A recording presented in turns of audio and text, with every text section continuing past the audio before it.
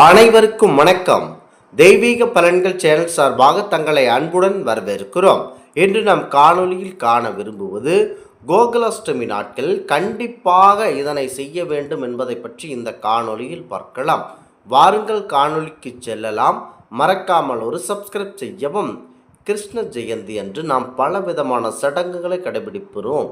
கிருஷ்ணரின் பாதத்தில் அனைத்து விதமான அதீத சக்தி வாய்ந்த ஆயுதங்களும் காக்கும் சக்கரங்களும் சின்னங்களும் உள்ளதாக பார்க்கப்படுகிறது. இவைகள் இருக்கும் இடத்தில் நன்மைகள் அதிகமாக இருக்கும். பாதுகாப்பு அரணாக இருந்து இவைகள் எப்போதும் காக்கும் என்பது நம்பிக்கைதான். அதனால்தான் கோகுலாஷ்டமி அன்று வீடுகளில் கிருஷ்ணரின் பாதத்தை கோலமாக வரைந்து அனைத்து மக்களும் வழிபடுகிறார்கள். கிருஷ்ணர் அவதாரம் என்பது தீமை அழித்து நன்மையை தன்னுடைய பக்தர்களையும் காப்பதற்காக எடுத்தப்பட்டது. அதனால்தான் காக்கும் கடவுளான கிருஷ்ண பெருமானின் அருளை எப்போது நம்முடன் வீட்டில் நினைந்திருக்கவும் நம்முடைய வீட்டில் குறைகள் அனைத்தும் நீங்க வேண்டும் என்பதற்காகவும் கிருஷ்ணருடைய சில குறிப்பிட்ட முறையில் வழிபடுவது சிறப்பம்சத்தை குறிக்கிறது. முக்கியமாகவே இந்த வழிபாட்டு முறையை செய்ய வேண்டும். கிருஷ்ணர் ஜெயந்தி என்பது பகவான் கிருஷ்ணரை வீட்டிற்கு அழைத்து அவருக்கு பூஜை செய்து கொண்டாடி அவரின் அருளை பெற்ற தினமாகும்.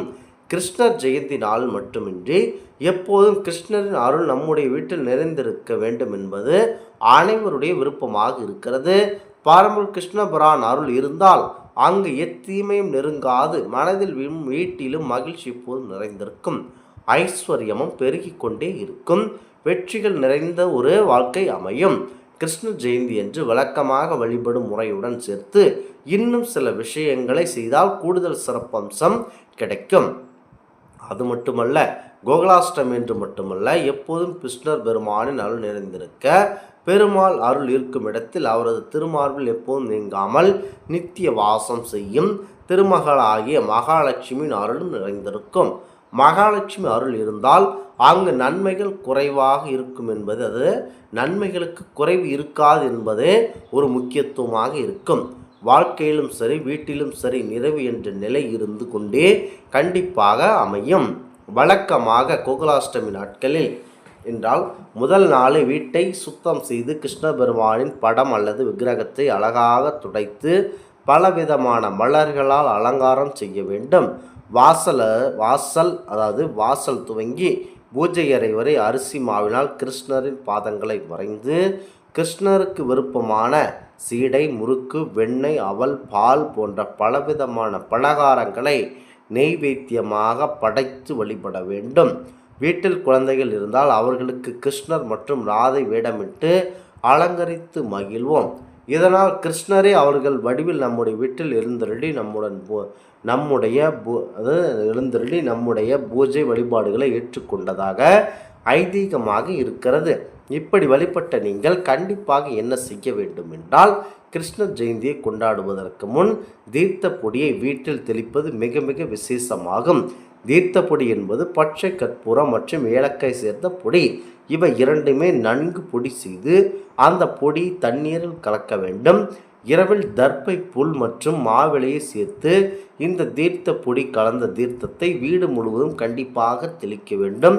அதற்கு பிறகு கோகுலாஷ்டமி வழிபாடுகளை துவங்க வேண்டும். இந்த தீர்த்தப்பொடி கலந்த தீர்த்தத்தை வீட்டில் தெளிப்பதால் பெருமாள் கோவிலுக்கு சென்று வரும் வாசனை வீடு முழுவதும் பரவும். இது பெருமாளுக்கும் சரி மகாலட்சுமி தேவிக்கும் சரி மிகவும் விருப்பமான நறுமணமாகும்.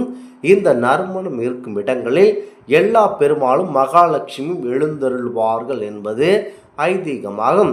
கோகுலாஷ்டமியில் துளசியால் அர்ச்சனை செய்து வழிபடுவது மிகவும் நல்லது. கிருஷ்ணரை நவாமலை சொல்லும்போது துளசி கொண்டு அர்ச்சனை செய்ய வேண்டும். அதே போலத்தான் கோகுலாஷ்டமி வழக்கப்போட தானமாக மிக உயர்ந்தது என்பதால் அன்றைய தினம் யாருக்காவது 4 பேருக்காவது உணவு வாங்கி கொடுக்கலாம். அல்லது வசதி உள்ளவர்கள் தங்களின் வயதின் எண்ணிக்கையின் அடிப்படையில் உணவு பொட்டலங்களை வாங்கி மற்றவர்களுக்கு கொடுக்கலாம். அடுத்ததாக சனிக்கிழமையான இந்த தினத்தில் சனி பகவானுக்கு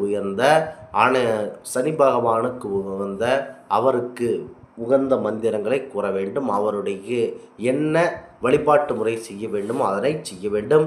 முக்கியமாக இன்றைய தினத்தில் காகத்திற்கு அன்னம் படைத்து 4 பேருக்காவது செருப்பு இல்லாமல் நடப்பவர்களுக்கு செருப்பு தானம் வழங்கலாம்.